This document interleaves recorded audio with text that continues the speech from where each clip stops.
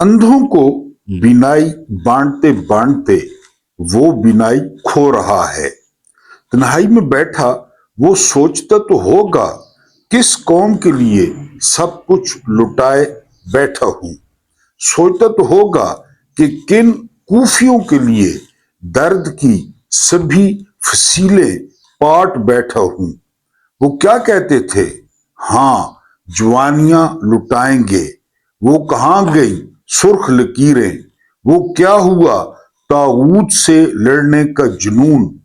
वो सब तुम तराकियां कहाँ, किस हवा में हवा हो गई हैं? वो शख्स अपना सब कुछ लुटाए अंधेरी काल कोठरी में दिनों पे दिन दिन गुजरते देख रहा है। लम्हा लम्हा सदियों से तवील तर हो गया है। रगो पैर में खून नहीं, एक आग का दरिया है जो बह रहा है। दर्द ऐसा कि लगता है कोई मैशर को सदा देता है। खलों में तक रहा हूं, अंधेरों में खो गया हूं। सोचने को कुछ बाकी न हो, जैसे लिखने को कोई हर्फ नहीं है। दर्द है और दर्द ऐसा है कि कलेजा फटा जाता है। चाहता हूं बयान करूं पर ये जुबान गूंग पड़ी है। मंजर ही नहीं, ये आंखें ही पथरा सी गई हैं। ख्याल उसका एक चट्टान की तरह सीने पे आन पड़ा है। सांसें रुक सी रही हैं। सकूत तोड़े कोई या उस उम्मीद की शम्मा बुझा डाले। सड़ांद कर रही है मरी हुई इस कौम का लाशा। चिता समझ के इस बेफैज भूसे के ढेर को शोला दिखाए कोई। ये कौम नहीं बल्कि भूसे का एक ढेर है, और उसको कोई जितनी जल्दी आग दिखा दे उतना ही बेहतर होगा। ये सन होता है 1758, और सिकंदरिया ये बहुत कदीमी बंदरगाह है मिस्र की। यहाँ पे गवर्नर होता है मोहम्मद करीम। इसी दौरान नेपोलियन बोनापार्ट हमलावर होता है सिकंदरिया पर, और मोहम्मद करीम जिस बेजिगरी से नेपोलियन बोनापार्ट का मुकाबला करता है और खूबसूरती से लड़ता है, तो नेपोलियन बोनापार्ट उसका फैन बन जाता है, उसको पसंद करता है। लेकिन अफरादी कुवत कम होने की वजह से मोहम्मद करीम मुट्ठी भर साथियों के साथ गिरफ्तार हो जाता है। नेपोलियन बोनापार्ट वो मोहम्मद करीम को मारना नहीं चाहता। बोनापार्ट मोहम्मद करीम को मौका देता है कि वो सिकंदरिया के ताजरों के पास जाए, जो कि बहुत तगड़े ताजिर थे, और उनसे 10,000 उस वक्त की जो करेंसी थी, दिरहम थी या दीनार थी, जो भी थी, कि 10,000 वो उनसे इकट्ठे करे, हमें जमा कराए तावान के तौर पे, तो हम तुम्हें छोड़ देंगे। मोहम्मद करीम सिकंदरिया के बाजार में जाता है, एक एक ताजर के पास जाता है, एक एक दुकानदार के पास जाता है। हालांकि वो सारे जानते होते हैं कि मोहम्मद करीम जो है वो सिकंदरिया का गवर्नर है। सारे जानते होते हैं कि मोहम्मद करीम सिकंदरिया के दिफा के लिए लड़ता रहा है, अपनी जान हथेली पर रखी है। लेकिन आप लोग हैरान होंगे कि कोई भी मोहम्मद करीम को पैसे देने से इनकार कर देता है, राजी नहीं होता। और वो क्या कहते हैं? वो कहते हैं कि हमने तुम्हें कहा था तुम नेपोलियन बोनापार्ट का मुकाबला करो, तुमने ये जंग छेड़ी और तुम नेपोलियन बोनापार्ट से लड़े, तो हमारा तो कारोबार मुतासिर हुआ, हमारे तो कारोबार में रुकावट हुई और आई। अब तुम गिरफ्तार हो गए हो तो हम पुरअमन तौर पे तिजारत करेंगे। किसी ने मोहम्मद करीम को पैसे नहीं दिए, और मोहम्मद करीम वापस नेपोलियन बोनापार्ट के पास आए और उन्हें बताया कि उनकी कौम उनका तावान देने को तैयार नहीं है। तो नेपोलियन बोनापार्ट ने कहा कि इनके लिए तुम लड़ रहे थे, इनके लिए मुझ से और जान हथेली पे रखी हुई थी, अब खुद देख लो। बहरहाल फिर एक खुले मैदान में एहतमाम किया जाता है तमाशे का, और वहां पे मोहम्मद करीम को उस मजमे के सामने सिकंदरिया में 1798 में फांसी दी जाती है। और बाद लोग तो ये भी लिखते हैं कि नेपोलियन बोनापार्ट ने खुद उसको फांसी दी थी और खुले मैदान में दी थी।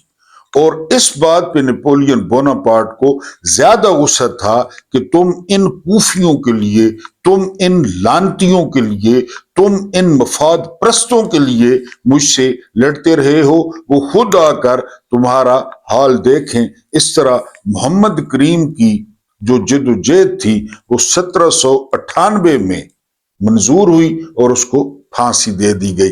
अब जरा आपने डॉट कनेक्टिंग करनी है। एक तरफ इमरान खान जेल में बैठे हैं, उनकी कौम है, एक तरफ मोहम्मद करीम सिकंदरिया का गवर्नर, नेपोलियन बोनापार्ट, तावान की रकम और ताजिर और बसंत और गुडियां और सारा कुछ। बिस्मिल्लाहिर्रहमानिर्रहीम। मेरा नाम महमूद नियादी है। अस्सलाम वालेकुम वरहमतुल्लाहि वबरकातुहू। आप लोग जानते होंगे कि आज 21 फरवरी 2026 की तारीख है और दिन है हफ्ते का। इसके अलावा आज आपने रमजान अल मुबारक की तीसरी सहरी जो है वो की होगी, क्योंकि आज 3 रमजान अल मुबारक है। अल्लाह पाक इस बाबरकत महीने से इमरान खान की मुश्किलात हल करे, इमरान खान को मुकम्मल सेहत दे और इमरान खान को मुकम्मल आज़ादी दे। आपके सामने चंद खबरें रखनी है वेरी इंपॉर्टेंट, और इसके अलावा एक वीलॉग रखना है। मैं आपको पहले भी बता चुका हूँ कि ये मुख्तलिफ चैनल है, इस पर खबरें होती हैं, खबरें मुख्तलिफ होती हैं, दूसरे जो है ना वो हमारे सहाफ़ियों से, यूट्यूबर से, और थोड़ी डिटेल्ड होती हैं।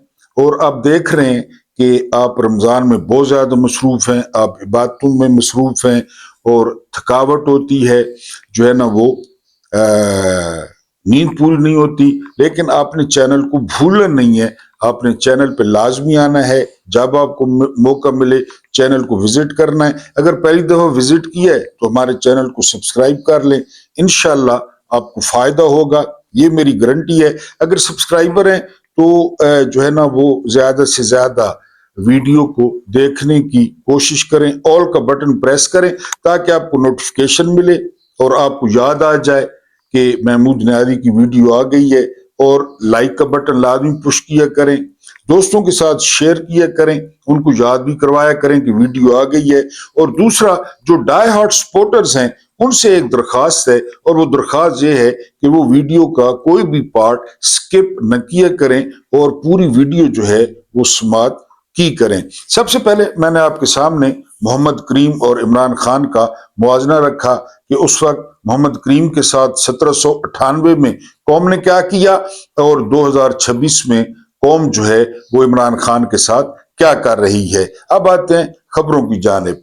आज 3 रमजान उल मुबारक है, और जो अक्सरियत है, जो मौरख हैं, तारीख लिखने वाले हैं, और खासकर जो अहले सुन्नत के ज्यादातर उलमा हैं, वो 3 रमजान उल मुबारक जो है विसाल का दिन लिखते हैं। हजरत फातिमा तो ज़ोहरा सलामुल्लाह अलैह, इनकी आज जो है वो वफात का दिन है।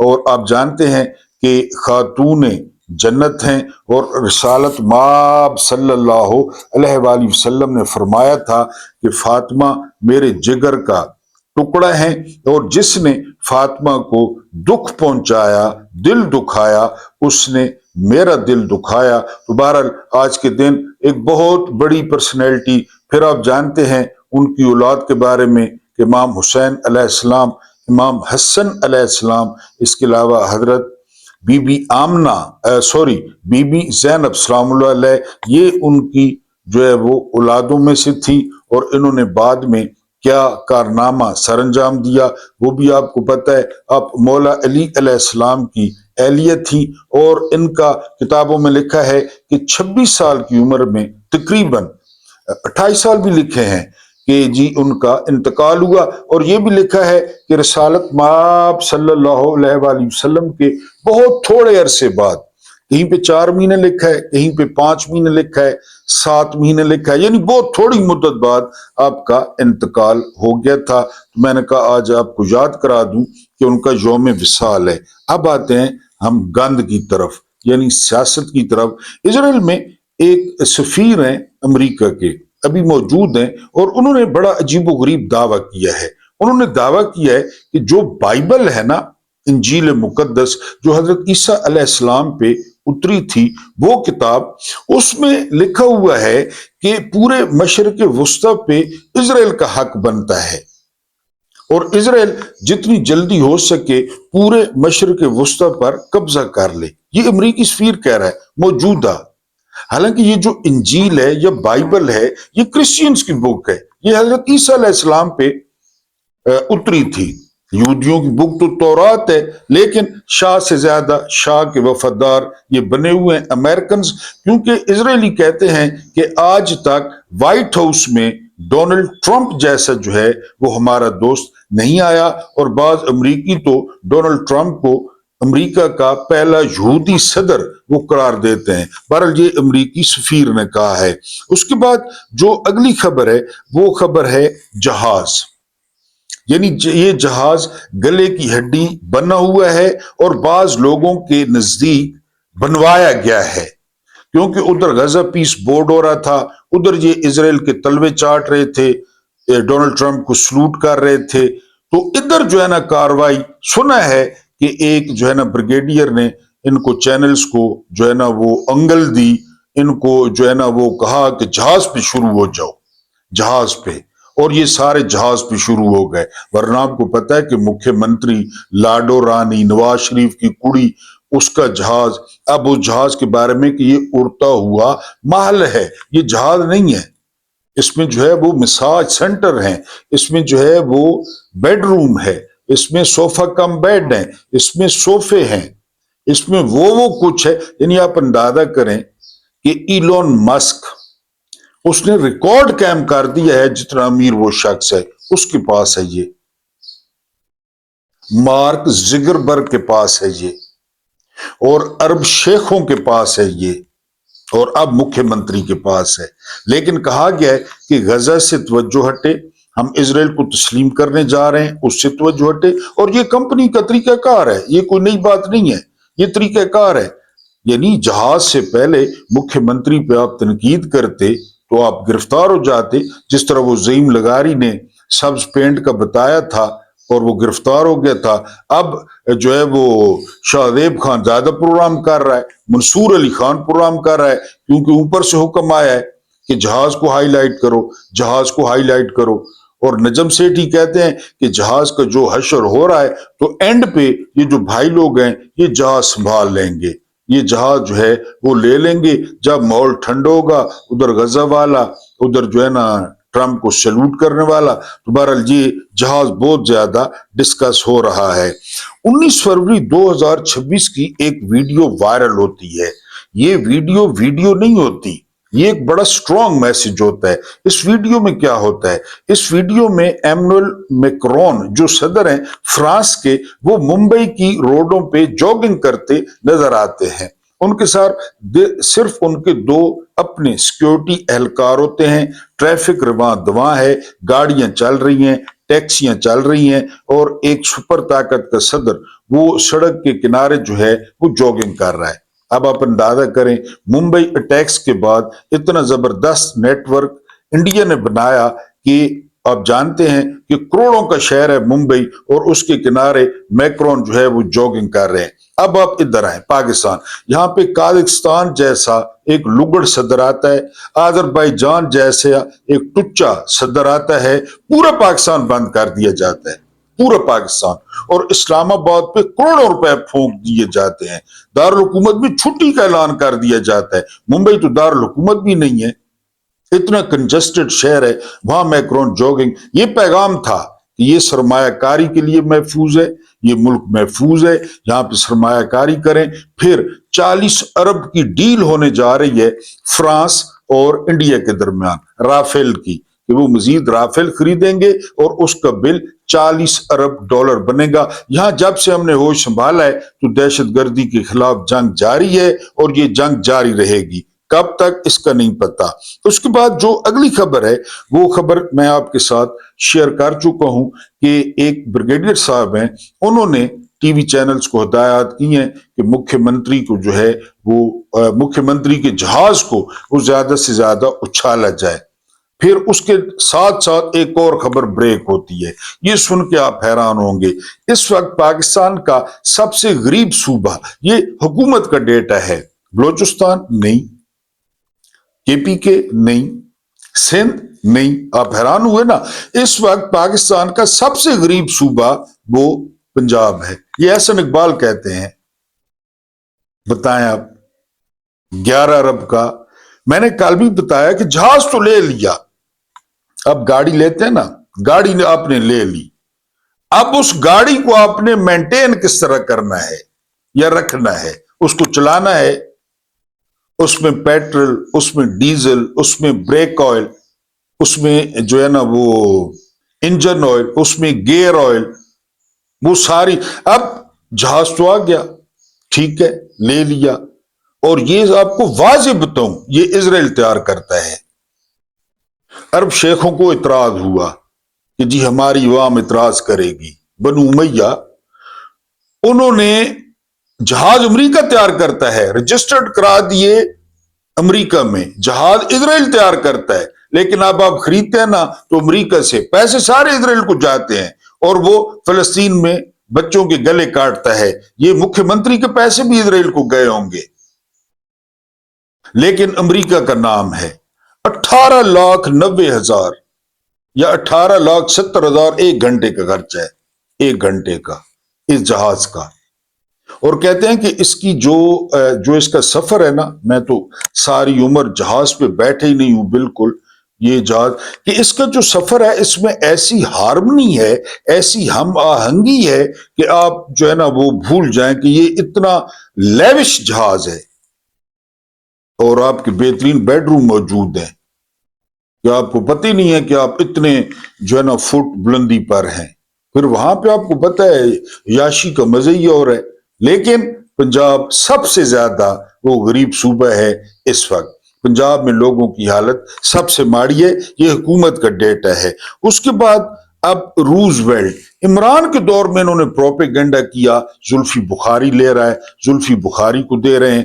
اب جی روزویلٹ، سٹیو وڈکوف اور جیرڈ کرشنر، یہ داماد ہیں جو ہے نا وہ ٹرمپ کے، ان کو تزئین و آرائش بظاہر اب یہ اتنے بڑے بندے تزئین و آرائش کریں گے، چونا کریں گے، رنگ کریں گے روزویلٹ ہوٹل کو۔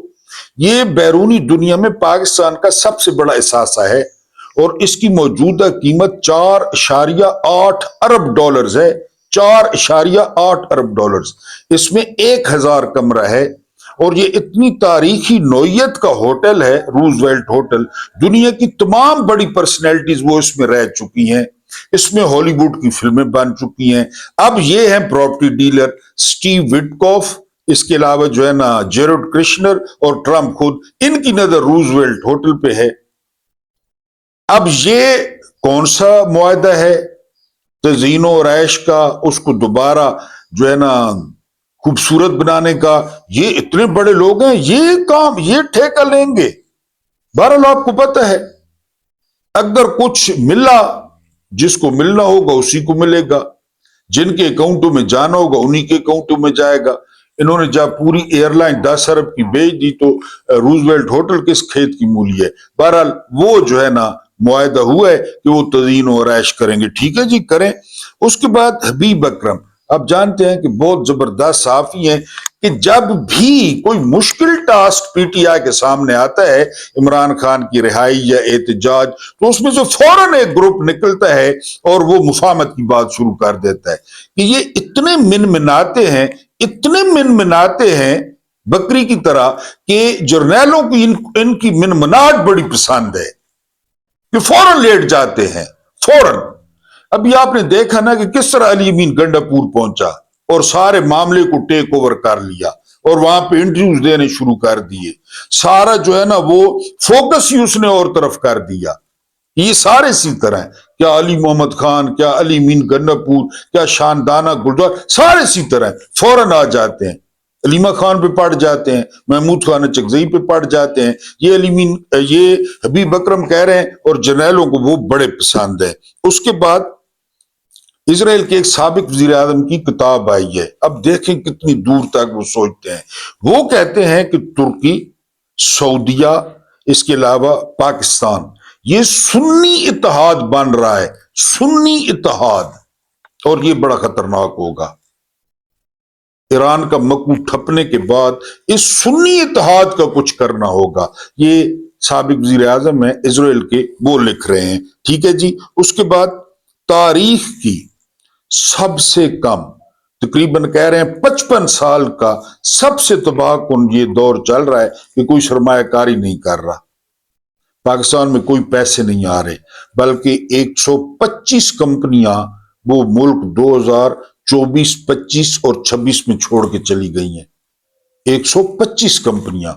ایک اور خوفناک انکشاف ہوا ہے کہ جب بھی عمران خان کی بات ہوتی ہے رہائی کی یا کوئی معاملات کی, تو سٹاک ایکسچینج کو اٹھا دیا جاتا ہے. وہ جتنے بھی 1.5 ٹن کے وہ سور اور سیٹ پھر رہے ہیں وہ سارے عمران کے خلاف ہیں, سارے. اب عمران کے خلاف کیوں ہیں یہ ذرا آپ نے غور کرنا ہے. عمران کے خلاف ہیں, 60 ارب کی گیس چوری کی ہے انڈسٹریز نے, 60 ارب کی, جن کو ہم پہ فکس ٹیکس لگا کے ریلیف دے رہے ہیں, انہوں نے 60 ارب کی گیس چوری کی ہے. حکومت کہہ رہی ہے. یہ 60 ارب کس نے پے کیا ہے؟ واضح طور پہ لکھا ہوا ہے عوام نے. عوام پہ تقسیم ہوگا اور وہ 60 ارب پے کریں گے. جب بھی عمران کی بات ہوتی ہے تو وہ اٹھا دیتے ہیں. وہ کوئی ترقی شرقی نہیں ہے, وہ جوا خانہ ہے. وہ جرنیلوں کی مرضی پہ چلتا ہے, اٹھا دو, اٹھ کے گرا دو, گر پڑ, بس. عام بندہ اس میں پس جاتا ہے, بڑوں کو کچھ نہیں ہوتا. سٹاک مارکیٹ کہاں پہ کھڑی ہے؟ پنجاب سب سے غریب پنجاب. پھر بلوچستان اور کے پی کے میں کیا ہوگا یار, ذرا سوچیں. اندرون سندھ میں کیا ہوگا؟ اور یہاں شش کے دیکھیں, یعنی ایئر فورس 1 کا جہاز استعمال کر رہی تھی صدرنی بڈی, ایئر فورس 1 کا, اس کے کشن اور اس کے جو سیٹ کور تھے وہ پسند نہیں آئے, اور 1.5 کروڑ روپے کے کور چینج کروائے گئے. 1.5 کروڑ روپے کے کور, ادھر کور چینج کرائے, ادھر اپنا جہاز آ گیا.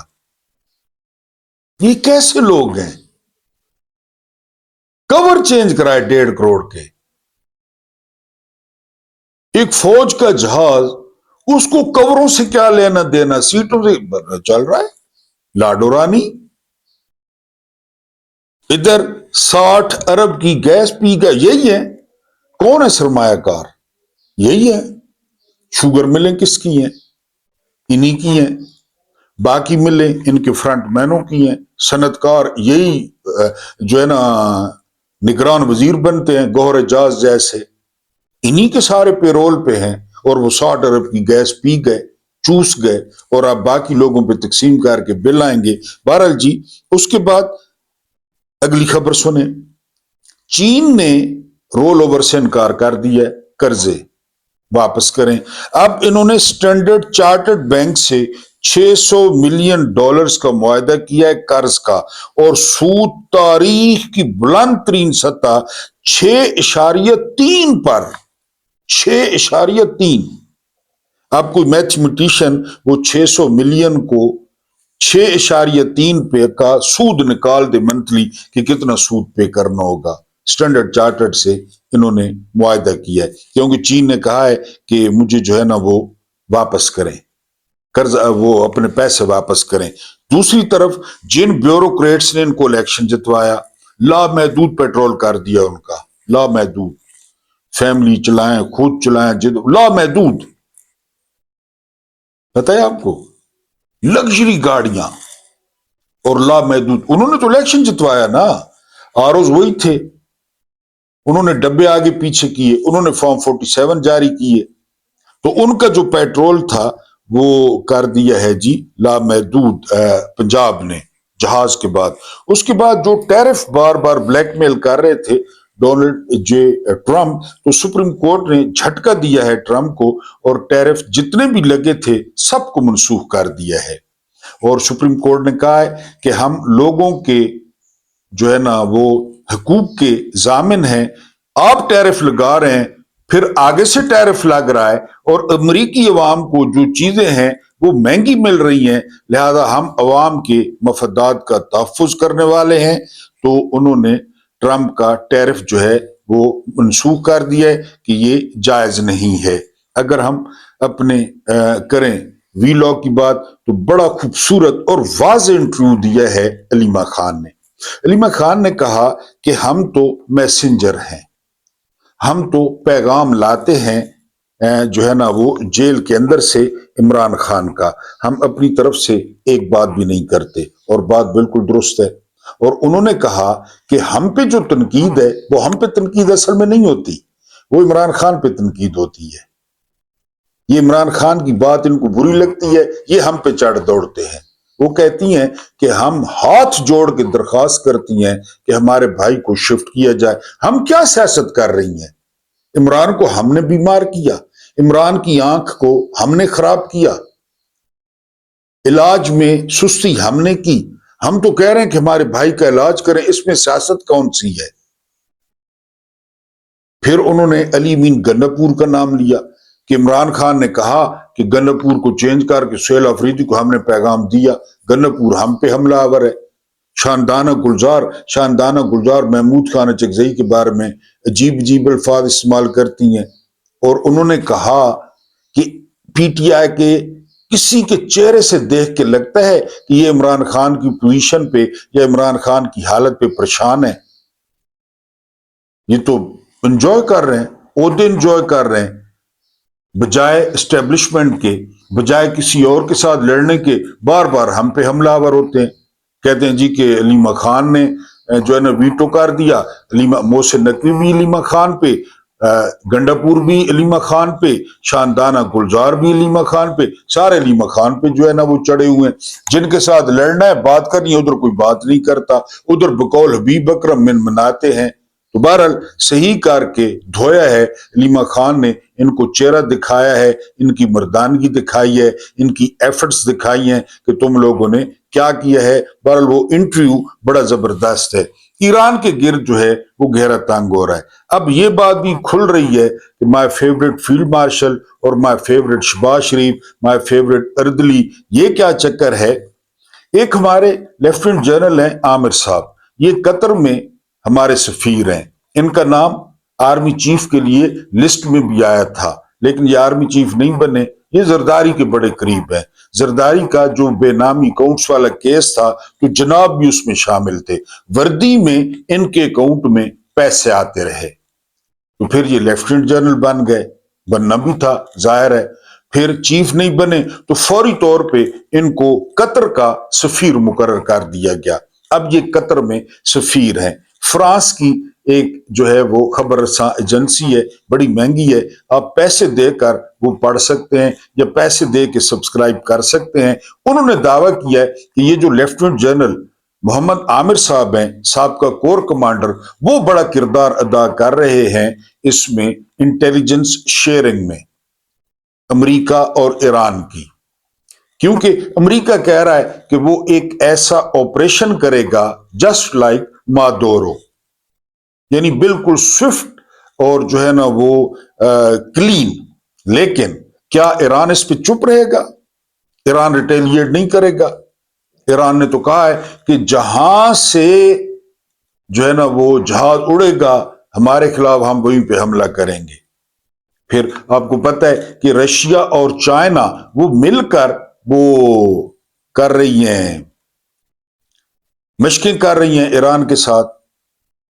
تو یہ اس میں جو محمد عامر صاحب ہیں ان کا کردار بڑا سامنے آیا ہے، اور اب وہ جو ادھر my favourite field marshal, my favourite اردلی، کیا چاہتا ہے ڈونلڈ ٹرمپ ان کا لنگوٹ بھی اتارنا چاہتا ہے، اور ایران کے خلاف لگتا یہ ہے کہ پاکستان اڈا تو نہیں دے سکتا، کیونکہ بلوچستان پھر ایرانی سیستان، بلوچستان میں معاملات خراب اور مہاجرین کا آ جانا اور پاکستان میں جو ہے نا وہ انتشار کا خطرہ ہونا، تو محمد عامر صاحب سے جو بن پڑتا ہے وہ روزہ رکھ کے وہ امریکہ کے ساتھ کر رہے ہیں، انٹیلیجنس شیئرنگ کر رہے ہیں، اور یہ دعویٰ ہے فرانسیسی ایجنسی کا کہ پوری طرح پاکستانی اس میں انوالو ہیں، اور ایران کے گرد جو ہے وہ گھیرا تنگ ہو رہا ہے۔ اب آتے ہیں رانا ثناء اللہ پہ۔ رانا ثناء اللہ ایک سوال کا جواب دیتے ہیں کہ جی عمران خان جو چاہتے ہیں نا، تو اگر ہم نے وہ پورا کر دیا تو وہ ہماری جگہ پہ ہوں گے اور ہم ان کی جگہ پہ ہوں گے۔ ان سے وضاحت مانگی گئی کہ کیا مانگا ہے عمران خان نے، اب غور کرنا ہے۔ عمران خان نے مانگا ہے کہ جو ہے نا وہ 9 مئی یہاں پہ کمیشن بنایا جائے، اور جو سب سے سینئر سپریم کورٹ کے جج ہیں ان کو سربراہ بنایا جائے 9 مئی، اور 26 نومبر پہ کمیشن بنایا جائے، 26 نومبر پہ۔ اور رانا ثناء اللہ کہتے ہیں کہ اگر یہ کمیشن بنائے تو ہم اندر ہوں گے، بلکہ فیلڈ مارشل صاحب بھی اندر ہوں گے۔ اب آپ ڈاٹ کنیکٹنگ کر لیں۔